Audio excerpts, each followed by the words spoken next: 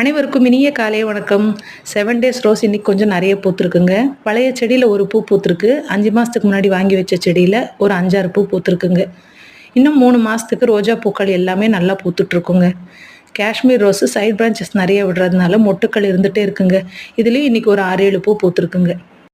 Orange கலரில் இப்போ நிறைய மொட்டுக்கள் வச்சுருக்குங்க. அடுத்த வாரத்துலேருந்து தொடர்ந்து இது பூக்க ஆரம்பிச்சிருங்க. ஹைப்ரிட் செம்பருத்தி பெருசு ஒன்று இன்னைக்கு பூத்துருக்கு. சின்ன பூ எப்பயும் போல் ஒரு 7-8 பூக்கள் பூத்துருக்குங்க. 2 நாளாக இங்கே மழை தூரிட்டே தாங்க இருக்குது. இப்போ காலையிலையும் நல்ல தூறல் தாங்க. நான் இப்போ வீடியோ எடுக்கும்போது கூட லைட்டாக தூரிட்டு தாங்க இருக்குது. இது புதுசாக வாங்கி வச்சுருக்கிற ரோஜா செடிங்க. நான் 5 ரோஜா செடியை புதுசாக மாடி தோட்டத்தில் வாங்கி வச்சுருக்கேன்.